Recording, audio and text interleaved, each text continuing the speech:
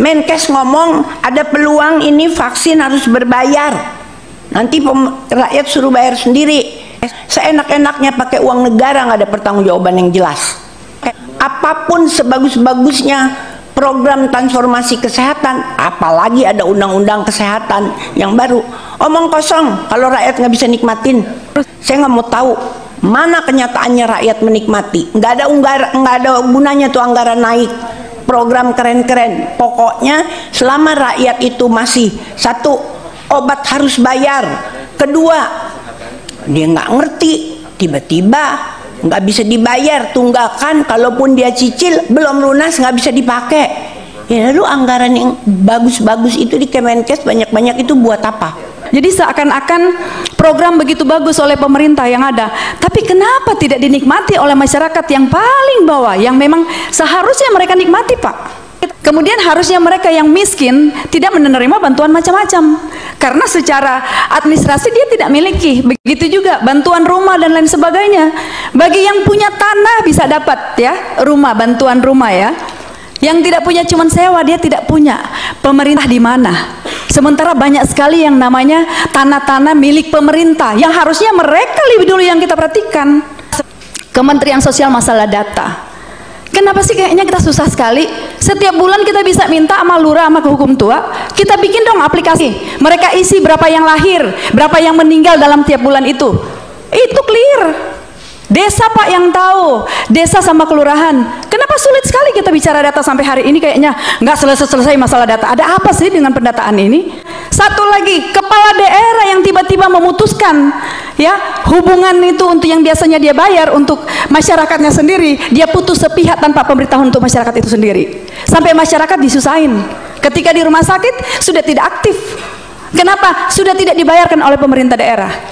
Di sini tanggung jawab siapa lagi? Ayo. Walaupun misalnya ada peningkatan jumlah peserta yang screening dari 23,9 juta dari total peserta JKN 262 juta, itu apa artinya? Masih kecil sekali. Itu sini apa? Upaya BPJS maupun Kemenkes. Anggarannya nambah, hal seperti ini nggak kelihatan atau tidak dilihat. Itu seperti itu. Dan juga tentunya walaupun kami apresiasi rekomendasi DJSN, Badan Pengawas dan yang lain, jangan cuma bagus ngasih rekomendasi. Permasalahannya gimana caranya tahu kalau rekomendasi itu dijalankan? Gak usah jauh-jauh, coba dilaporkan yang sekarang. Pengawasan tahun lalu diadain perbaikan apa? Jangan yang satu rekomendasi melulu, karena itu tupoksinya. Tapi yang satu namanya juga rekomendasi, boleh iya boleh enggak. Ya lalu buat apa ada dewas segala di JSN? Buat rekomendasi. Enggak, kayak apa ya? Ya pokoknya hanya cari-cari pekerjaan. Jangan juga dewan ini hanya jadi job seeker. Apa peranannya? Dijalanin nggak? Coba laporin kepada kita. Apa rekomendasi tahun lalu? Apa yang udah dijalanin? Apa yang belum? Jangan cuma dikasih sama kita rekomendasinya aja. Dan yang terakhir mengenai total dana investasi. Nah, ini kami harapkan itu juga ada keterangan yang lebih benar, karena ini ada yang membingungkan antara tahun Agustus 2023 itu 95,14 triliun.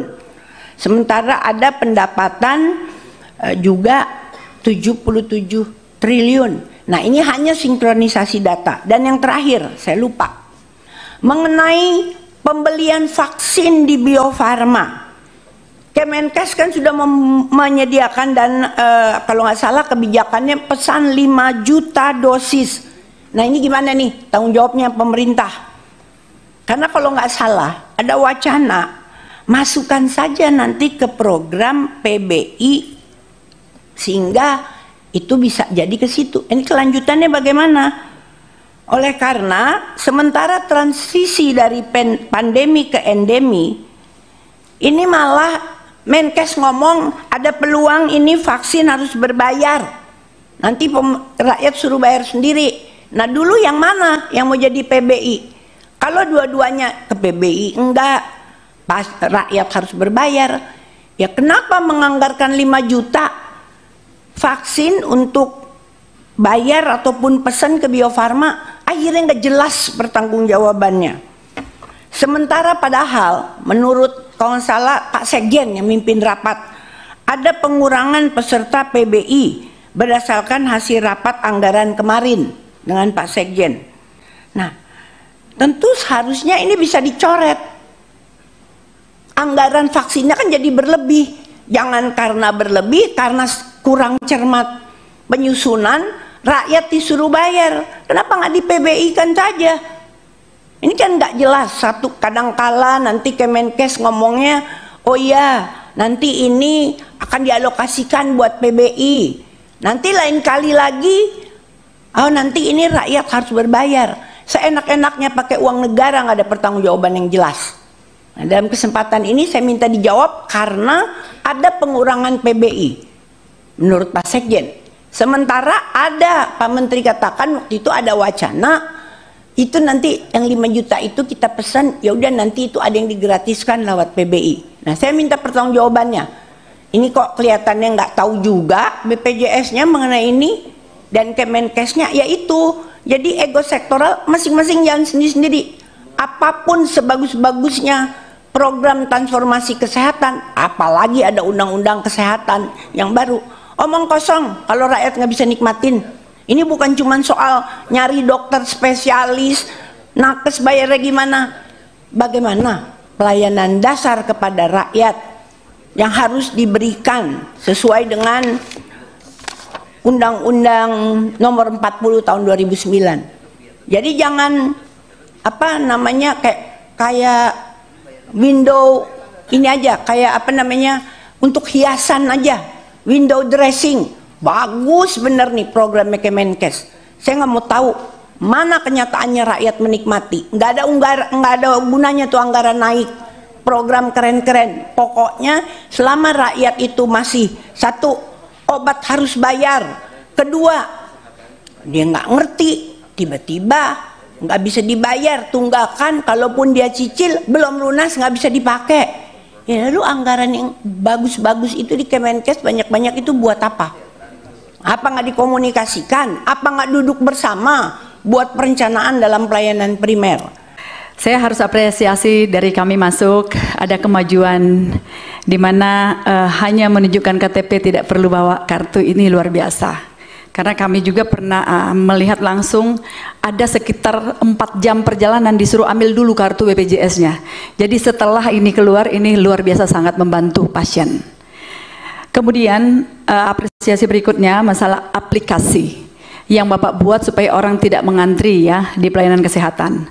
Walaupun Pak, ini aplikasi ini belum dinikmati oleh seluruh masyarakat Indonesia karena ini hanya dinikmati oleh masyarakat kota.